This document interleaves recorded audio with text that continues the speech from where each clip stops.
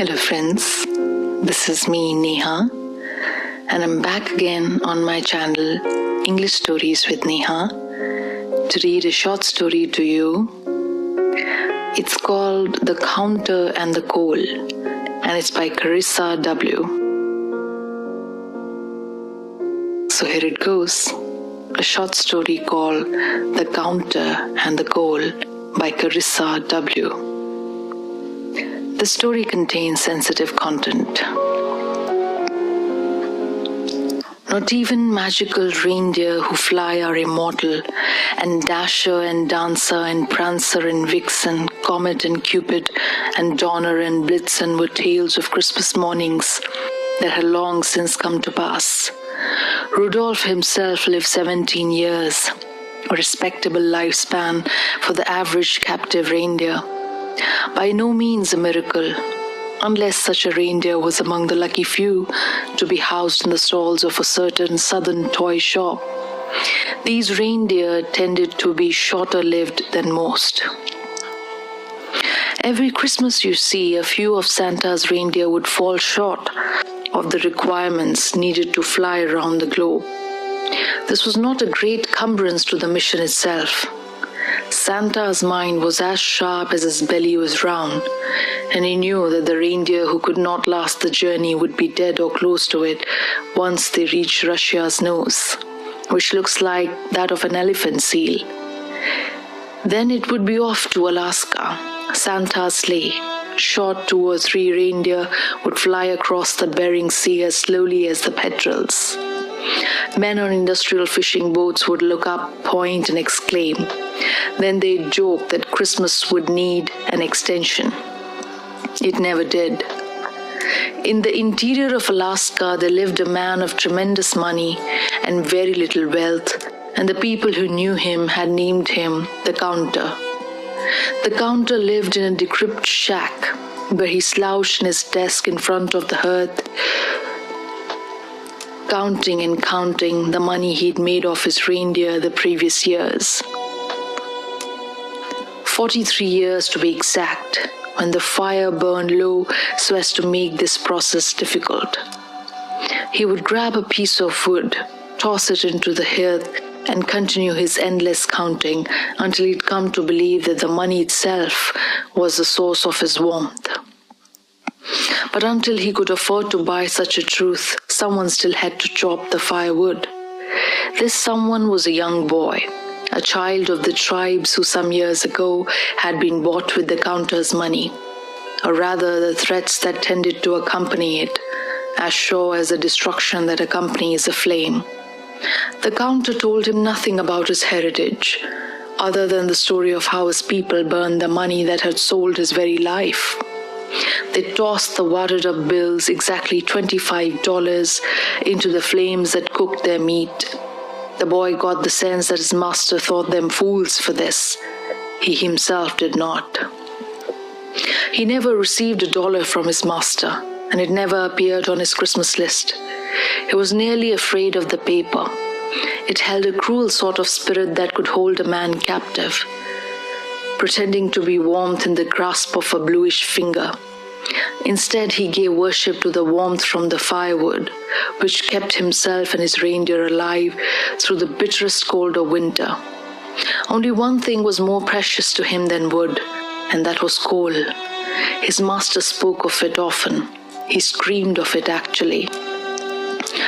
The boy had a way of sneaking wood from his master, which he'd burn in the pit that he fashioned out of bricks in the reindeer barn.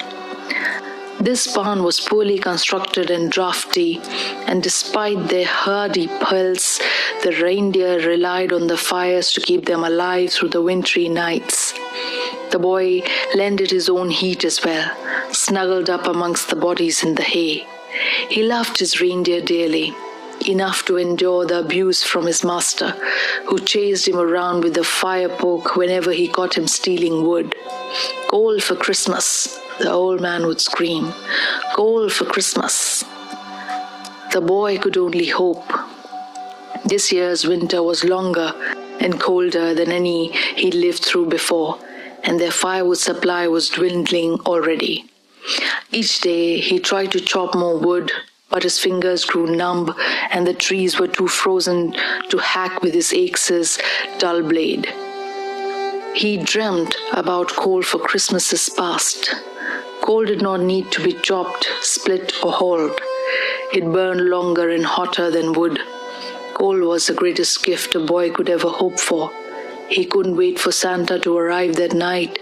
It was Christmas Eve, and they were down to the last piece of wood, which his master guarded greedily. He would need it to count his money that night. Tonight would be the coldest night yet, the coldest Christmas in 117 years and 23 days to be exact. And the counter knew with certainty that Santa would need at least 3 replacements for his reindeer, maybe 4. He would make thousands of dollars, enough to count for years to come. He needed that last piece of firewood. But the boy and his reindeer needed it more. "Please, master," begged the young boy. "Without fire tonight, the reindeer will die." "Have they enough fire to last until Santa?" asked the counter, who was counting his money. Already his fire burned so low that he counted by candlelight, and this would not do. He needed that last piece of firewood. "They have, but..." "Then there is no concern to me, and do not even think of stealing my wood, for if you do, then I shall set the whole barn ablaze, and they shall have fire to last till the end of their lives." The counter continued his counting. The boy returned to the barn, where his beloved reindeer were crowded by the fire, which was dying by the second. With a sad heart, the boy pondered what to do. Then he made up his mind. Santa Claus arrived with his sleigh, 4 reindeer shot, and 2 close to death. It was better than the counter could have ever hoped for. While the rosy-cheeked man did business with the counter, he unbridled his reindeer and allowed them to rest in the barn near the fire, which burned as low as embers at this point.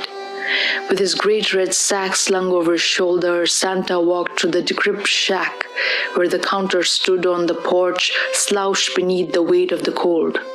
He rubbed his hands together, which were eager for the warmth of his money. It would be found in the great red sack, which magically revealed what a person was owed. Come in," cried the counter. "You are in need of 4 reindeer, maybe 6. Let me count up the money that is owed." "Why," said Santa, who walked inside to see the hearth full of ash, "I'm not sure I owe you anything. What sort of man gives fire to his beasts but neglects an honored guest? Now, you old rag, why must you frighten me so carelessly? Do you not see the wood in front of the hearth? If you toss it in the ashes, there shall be enough fire for the both of us to count by. By the red nose of Rudolph, I see not a splinter." "Impossible," cried the counter, but he stood right where Santa was standing, and he counted not a splinter, only 15 piles of money where a splinter should have been. There were $20,483, 0 pieces of firewood, and exactly 1 culprit. And it ate up the counter in a terrible rage, so that his face grew hotter than any fire that had ever burnt in the hearth. "That boy stole my wood," he cried. "That boy stole my wood." "Then my present for him shall be coal," said Santa. But this punishment was not enough for the counter, who through all of his counting had never really learned what enough truly was. So he grabbed his hot red fire poke and he ran out of the barn, and he stabbed it into the piles of hay where he knew the boy liked to sleep. He stabbed the hay so many times that he lost count of just how many.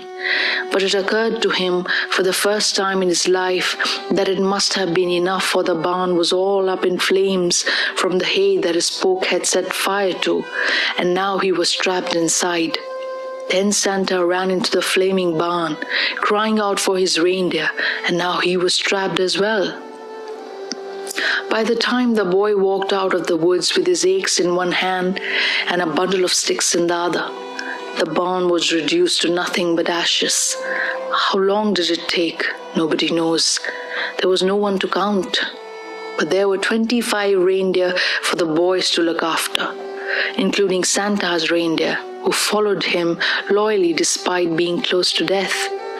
They loved their boy dearly, and he loved them back. Enough to count each one as they walked into the shack and out of the cold. The boy threw the piles of money into the hearth, which made as good tinder as any. It happened. His people were not fools after all, and under one pile he found the last piece of firewood, which he tossed up into the fire as well. It was enough to keep him and his reindeer warm through the coldest night in over a century. Then in the morning the boy peeked into the great red sack that Santa had left on the desk, and it showed him what he was owed. It was coal, a never-ending supply of coal. He didn't even try to count it.